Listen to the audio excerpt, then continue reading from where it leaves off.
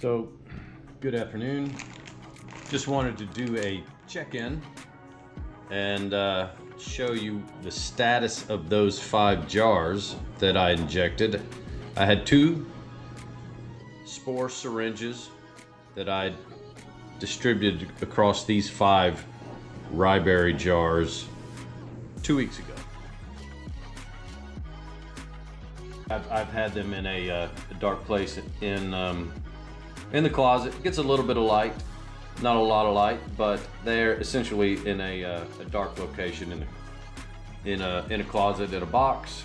Box is not closed. Keep it open so I can get some air across these filters. You know, it's good to try to make sure there is some fresh air going across these filters. But pulled them out into the light, put them out on the table just to show you what type of growth I'm getting at 2 weeks. Some of these obviously need some more time than others. This one obviously didn't get as much spore injection as the others, but they are still growing nicely. Nothing looks red or green. Does not appear to be any contamination in here.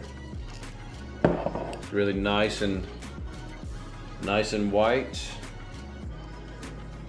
which is what you want to see. So that's where we are at 2 weeks. Thanks for watching.